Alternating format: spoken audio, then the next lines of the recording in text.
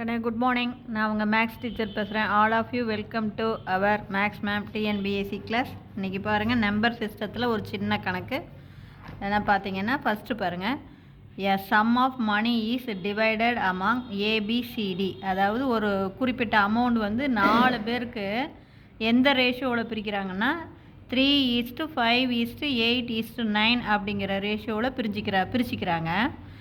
If the share of டியோடைய share rupees 1872 ரூபாய் மோர் தென்னா அதிகமாக இருக்குது. யாரை விட?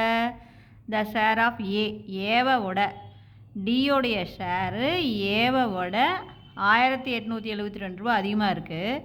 தென் what is the total amount of money of B and C? அப்போ பியும் சியும் சேர்ந்து எவ்வளோ அமௌண்ட் அவங்களுக்கு கிடைக்கும்? பாருங்கள், ஏவுக்கும் டியுக்கும் இருக்கிற different 1872. Sum of the ratio. இந்த ரேஷியோவில் கூட்டிக்கணும்.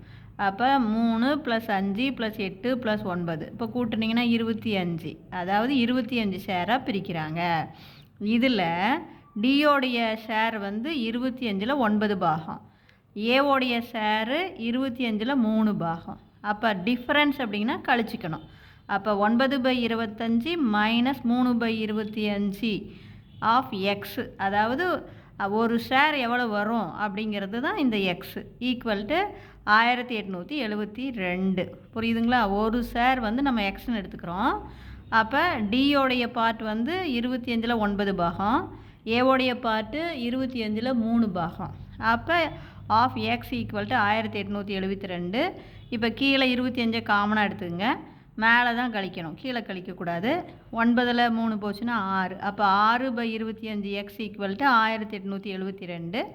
அப்போ எக்ஸ் மட்டும் வேணும்னா 25 மல்டிப்புளாக போயிடும், 6 வந்து டிவைடில் வந்துடும். அப்போ எக்ஸ் வந்து 1872 × 25/6. இப்போ sum of B and C அப்படிங்கும்போது பாருங்கள், பியோடைய ஷேர் வந்து 5 பார்ட்டு, சியோடைய ஷேர் வந்து 8 பார்ட்டு. அப்போ மொத்தம் 13 பார்ட்டு. எவ்வளவுக்கு? 25 பார்ட்டாக பிரிக்கிறதுல 13 பார்ட். அப்போ சம் ஆஃப் பி அண்ட் சிக்கு வந்து என்ன வரும்? 13/25 எக்ஸு. புரியுதுங்களா? எக்ஸுங்கிறது ஒரு பார்ட்டு. அப்போ தேர்ஃபோர் 13/25 இன்ட்டு இந்த எக்ஸு, அப்படி 1872 × 25/6. 25 அடிச்சுக்கலாம்.